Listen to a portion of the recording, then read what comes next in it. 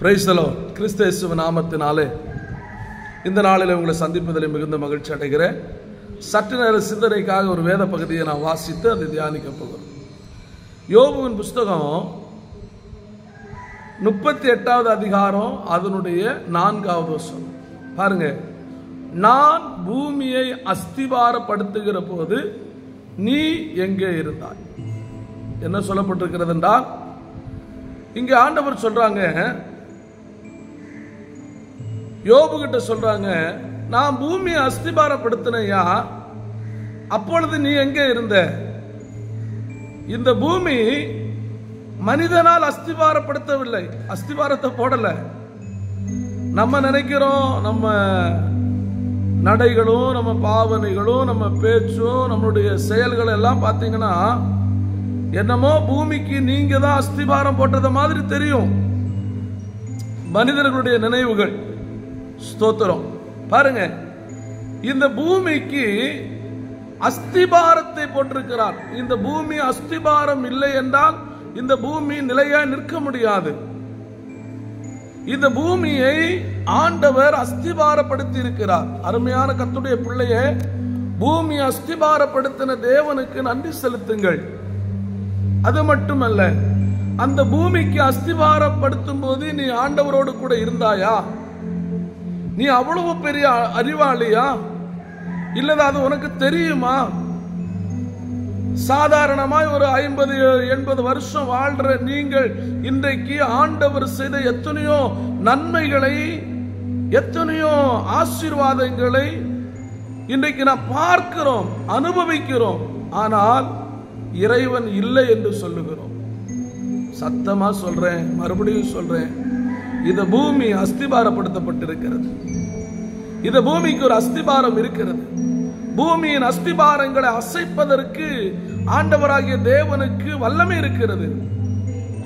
பூமியின் அஸ்திபாரங்களை குலுக்குவதற்கு அவருக்கு அதிகாரம் இருக்கிறது.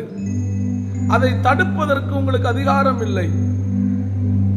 ஏனென்றால் அஸ்திபாரம் எங்கே இருக்கிறதுன்னு உங்களுக்கு தெரியாது. அந்த பூமியின் அஸ்திபாரங்கள் எங்கே இருக்கிறது என்று நமக்கு தெரியாது. அஸ்திபாரத்தை ஒருவர் போட்டிருக்கிறார். அந்த அளவுக்கு அறிவுள்ளவர்கள் இந்த உலகத்திலே எந்த மனிதனும் பிறந்ததில்லை, இனி பிறக்க போகிறதும் இல்லை. அவர் ஒருவரே தேவனாகிய கர்த்தர். நம்முடைய ஆண்டவருக்கு மாத்திரமே அதனுடைய அஸ்திபாரங்கள் தெரியும் என்பதை நீங்கள் மறந்து விடாதீர்கள். அடுத்து பாருங்க, இந்த பூமிக்கு அளவு குறித்திருக்கிறார். இந்த பூமிக்கு அளவு குறித்தவர் யார்? உலகத்திலே நீங்களும் நானும் வாழுவதற்கு காலங்களை குறித்து வைத்திருக்கிறார். இதே போல பூமிக்கு ஆண்டவர் அளவு குறித்து வைத்திருக்கிறார். அது மட்டுமல்ல, இந்த பூமியின் மேல் ஒரு நூல் போட்டிருக்கிறார். இதை நீ அறிந்திருந்தால் இத்தனை அடி நீளம், இத்தனை அடி அகலம் என்று சொல்லி, இத்தனை கிலோமீட்டர் தூரம் என்று சொல்லி பூமிக்கு அளவு இருக்கிறது. அந்த அளவை குறித்தவர் நம்முடைய ஆண்டவர். நீங்க யாராவது இதை பார்க்கிற நீங்க யாராவது அளவு போட்டீங்களா? நீங்க யாராவது பூமிக்கு அளவு குறித்தீர்களா? ஒருவேளை இன்னைக்கு அளந்து பார்க்கலாம் முடியாது பிரதர், அளந்து பார்க்கலாம் முடியாது. ஆனால் அவர் ஏற்கனவே ஒருவர் அளவு குறித்து விட்டார், அளவை போட்டு விட்டார்.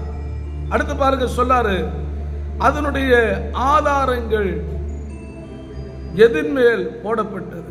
இந்த பூமியினுடைய ஆதாரங்கள் எதன் மேல இருக்கிறது? சற்று யோசித்து பாருங்க.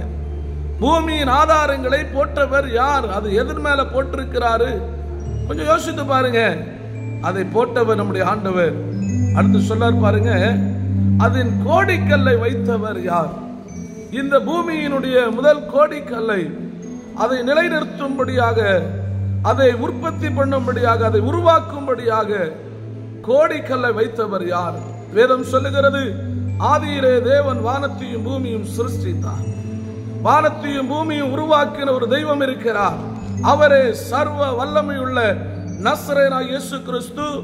அந்த தேவாதி தேவனை முழு உள்ளத்தோடு நீங்கள் ஆராதிப்பீர்கள் என்று சொன்னால், நீங்களும் உங்கள் குடும்பங்களும் உங்கள் பிள்ளைகளும் உங்களை சார்ந்திருக்கிற அத்தனை பேர்களும் ரட்சிக்கப்படுவார்கள்.